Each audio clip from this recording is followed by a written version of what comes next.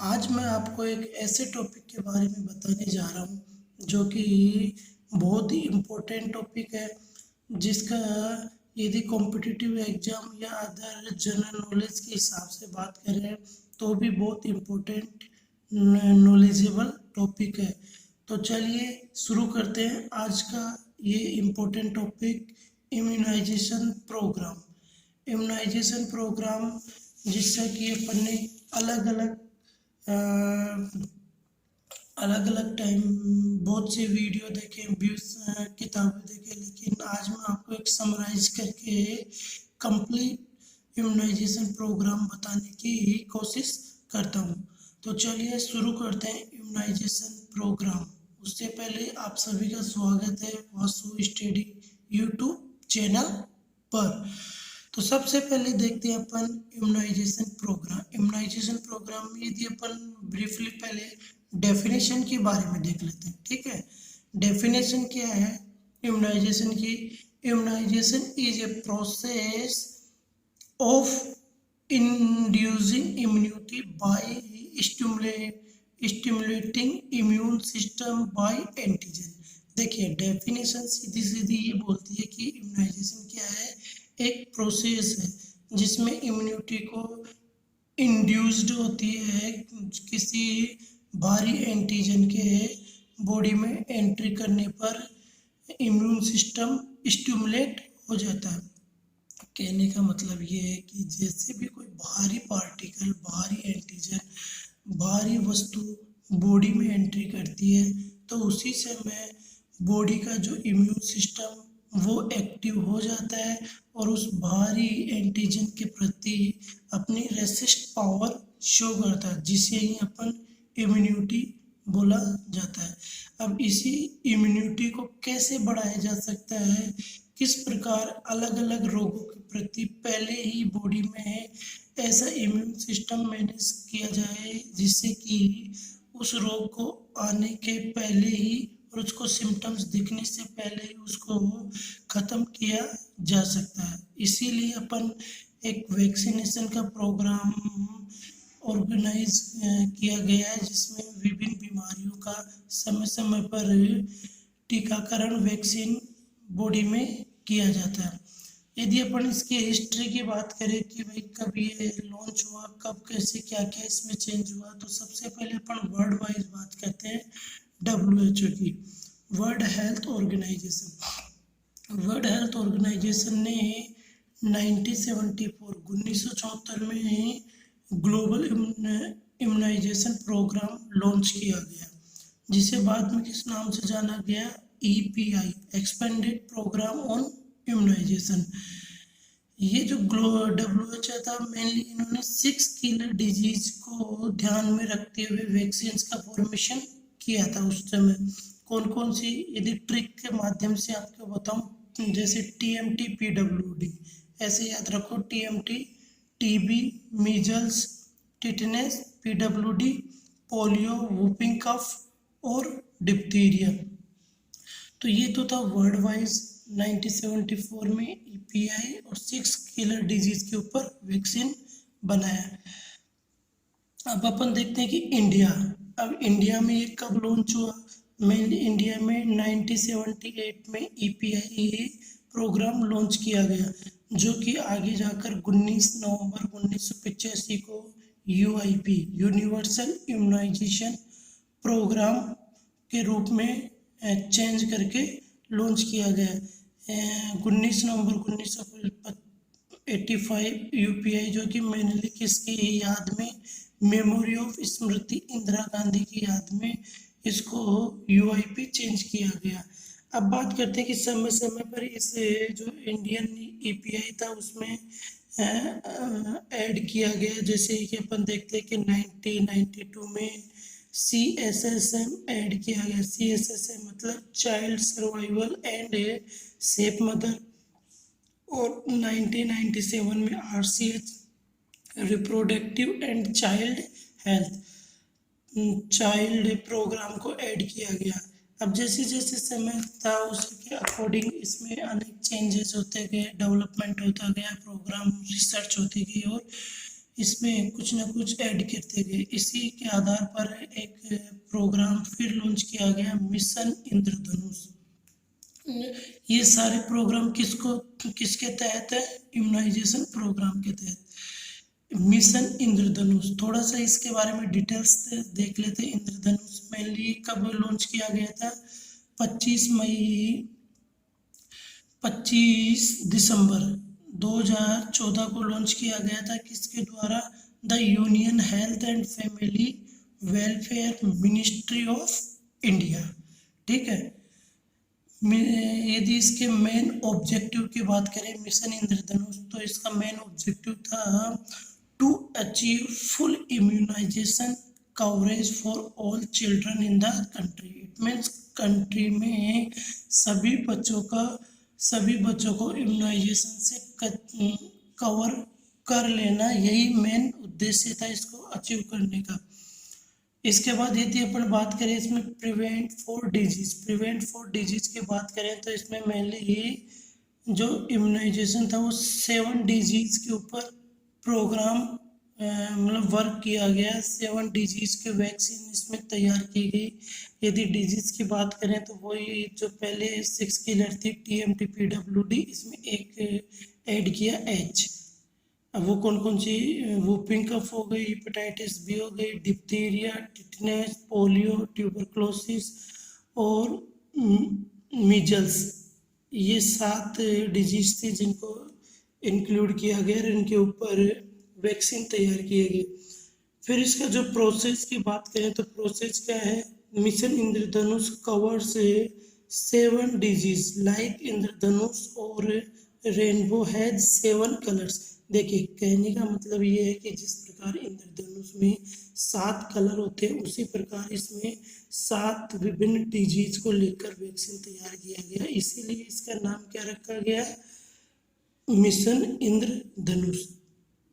तो ये तो था अपन ने जो इनकी हिस्ट्री पढ़ी कि वर्ल्ड वाइज कब हुआ और इंडिया वाइज कब हुआ, मिशन इंद्रधनुष कब लॉन्च किया गया, क्या इसके मेन ऑब्जेक्टिव थे, क्या इसके डिजीज थी और क्या इसका प्रोसेस था। अब इसके बाद अपन जो नेक्स्ट इसमें देखते हैं इम्पोर्टेंट, वो है वैक्सीन्स।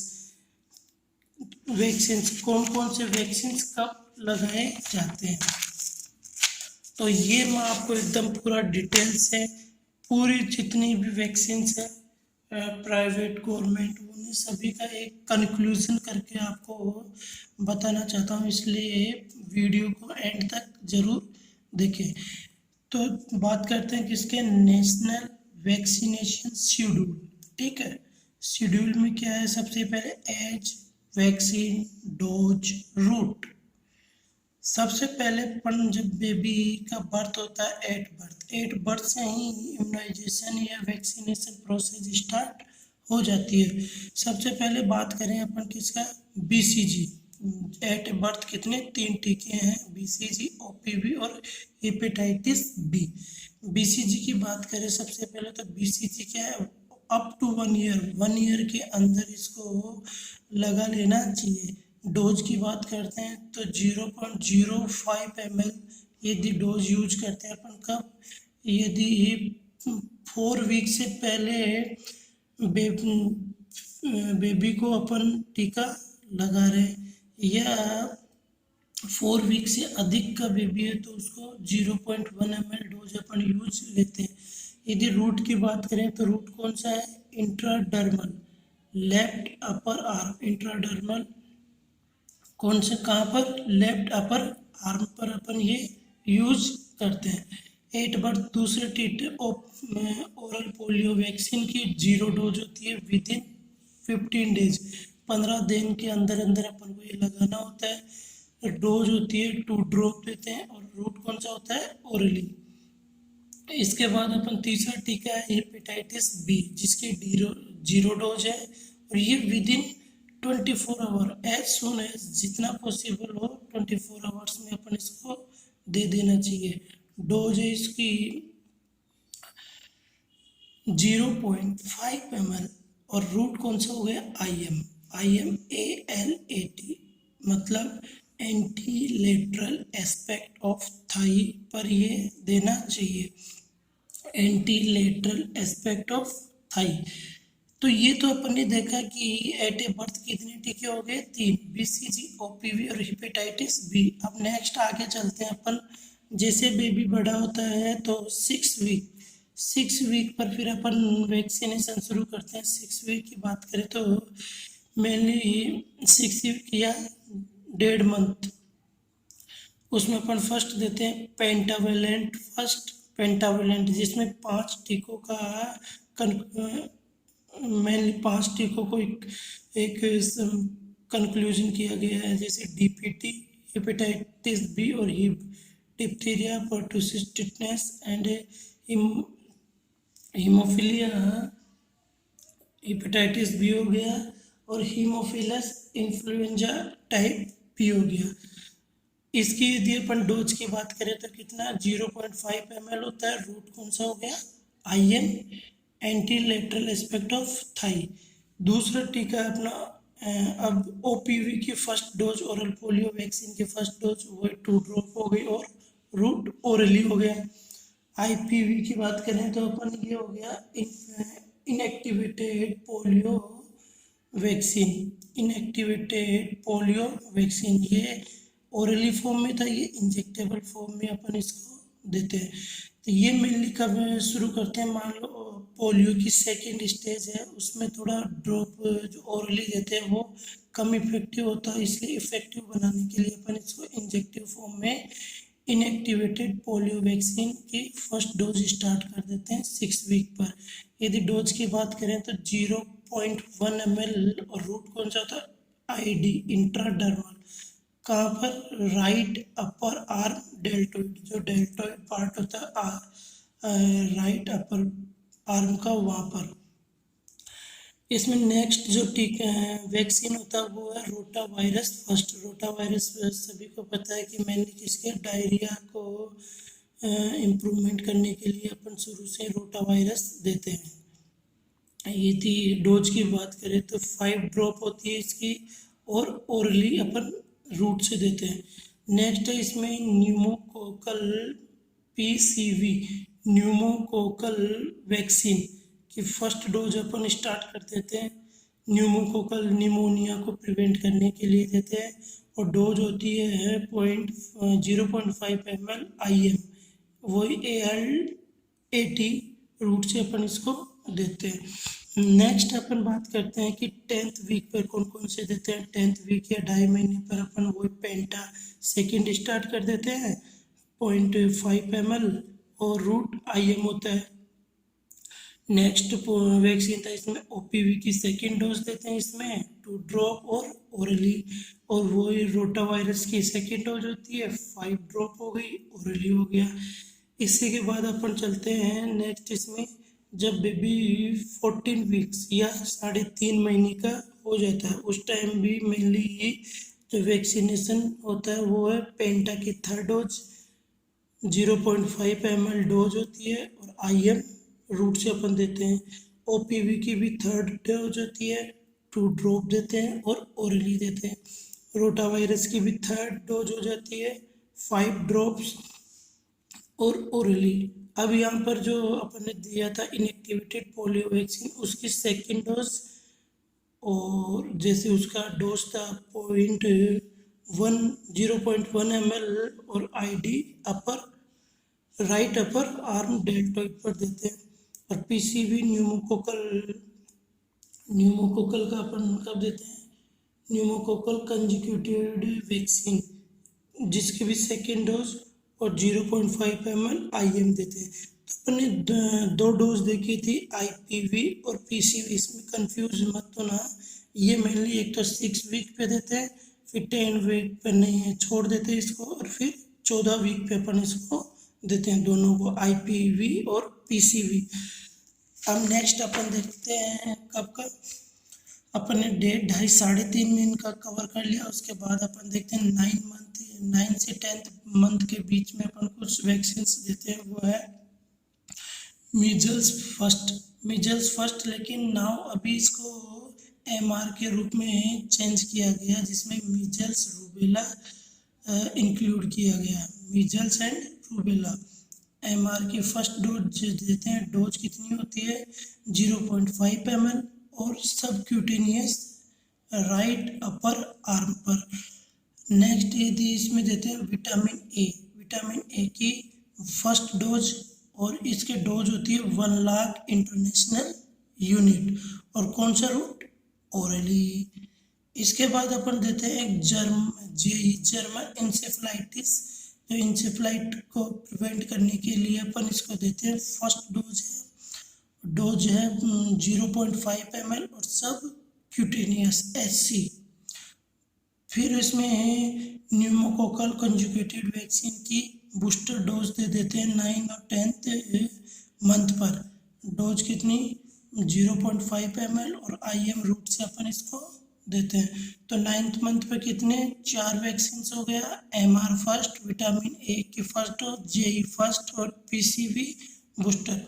अब नेक्स्ट अपन चलते हैं जब बेबी 16 से 24 मंथ का हो जाए उस समय अपन कौन सा देते हैं MR second, measles and rubella की सेकेंड डोज देते हैं 0.5 ml डोज और सबक्यूटेनियस कहाँ पर राइट अपर आर्म पर।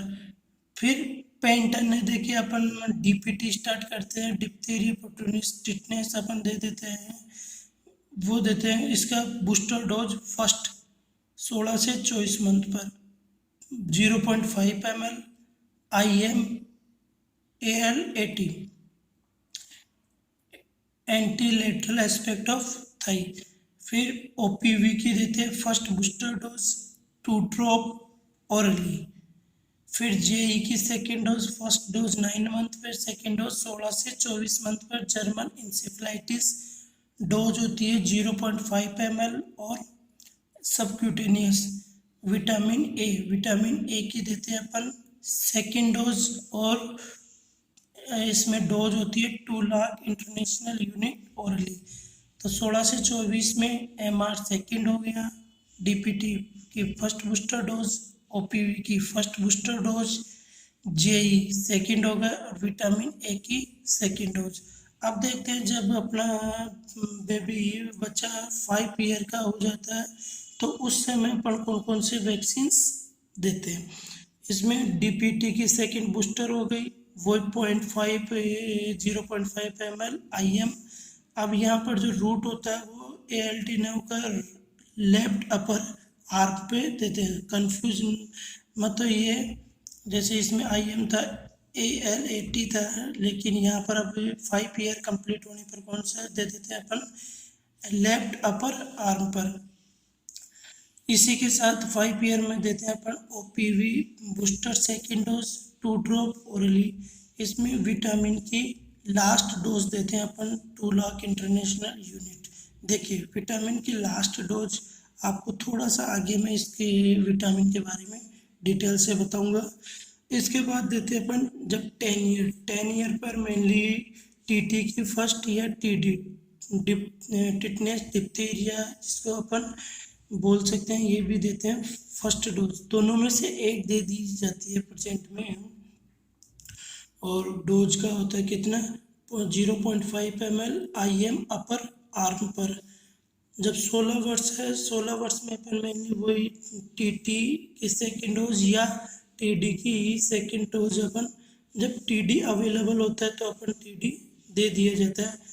इसके साथ इसका डोज होता है 0.5 ml और IM रूट अपर आर्म से। इसी के साथ लास्ट एक अपन देख लेते हैं कि प्रेगनेंसी में भी मेनली 16 से 20 वीक में स्टार्ट करते हैं। यदि प्रेगनेंसी फाइंड आउट हुआ तो फर्स्ट TT देते हैं अपन, उसके बाद 1 महीने बाद फर्स्ट TT के 1 महीने बाद अपन सेकेंड TT देते हैं और वो भी डोज होती है 0.5 ml और IM अपर आर्म से अपन देते हैं। तो इस प्रकार अपन ने देखा कि पूरा वैक्सीनेशन कितना है, एकदम इजीली आपको समझाने की कोशिश की है, जो 8 वर्ष से होकर 16 वर्ष तक दी जाती है। तो ये पूरा एक शेड्यूल था। शेड्यूल के साथ साथ अपन कुछ इम्पोर्टेंट पॉइंट देख लेते हैं जो हो सकता है आपको बीच में समझने में कंफ्यूजन हुआ होगा। देखिए BCG बेसिलस कॉलमेट ग्यूरिन बोलते हैं इसको, PCV pneumococcal conjugated vaccine, IPv inactivated polio vaccine, vitamin A के बारे में आपको बता देता हूँ। टोटल डोज अपन देते हैं इसकी कितनी, 9, ठीक है। इंटरवल एवरी डोज मतलब प्रत्येक डोज के बीच में कितना गैप होना चाहिए, 6 मंथ का। स्टार्टिंग टाइम अपन स्टार्टिंग करते हैं इसको कब से, 9th मंथ से। 9th मंथ से देखा था अपने, 9th मंथ से एंड टाइम, और कंप्लीट डोज कर देनी चाहिए जब बच्चा 5 साल का होता है तब तक कंप्लीट 9 डोज हो जानी चाहिए। यदि टोटल इसकी अमाउंट की बात करें तो कितना हो गया, 17 लाख इंटरनेशनल यूनिट। देखिए डोज कितनी हो गई, 9, इंटरवल कितना होना चाहिए, 6 मंथ का। स्टार्टिंग टाइम कब से, 9 मंथ से लेकर 5 ईयर तक ये 9 डोज कंप्लीट हो जानी चाहिए। और टोटल अमाउंट कितना होना चाहिए, 17 लाख इंटरनेशनल यूनिट। इसके बाद अपन ने देखे थे ALAT का था, उसका फुल फॉर्म था anti lateral aspect of thigh, और इसके बाद था Hib haemophilus influenza type B, JE जर्मनी encephalitis, rotavirus for the diarrhoea के लिए अपन ये देते हैं। तो इस प्रकार आज के वीडियो में अपन ने एक कंप्लीट इम्यूनाइजेशन प्रोग्राम के बारे में देखा, जिसमें सबसे पहले अपन ने वर्ल्ड वाइज देखा, फिर इंडिया में कब लॉन्च हुआ, मिशन इंद्रधनुष कब आया, उसके बाद अपन ने देखा कि ये एक नेशनल शेड्यूल जिसमें सभी टीकों को इंक्लूड किया गया करके मैंने आपको बताया है, जिसमें कि 8 बर्थ से लेकर प्रेगनेंसी तक के सारे टीकों का डिस्क्रिप्शन आपको दिया है। इसी के साथ साथ लास्ट में अपन ने कुछ इंपॉर्टेंट या नोट्स पॉइंट भी अपन ने देखे हैं, जिनका शॉर्ट फॉर्म था, फुल फॉर्म करके आपको पूरा डिटेल्स में बताने की कोशिश किया है। आई होप आपको ये वीडियो पसंद आया होगा। यदि पसंद आया है तो लाइक कीजिए, शेयर कीजिए। Okay, thank you.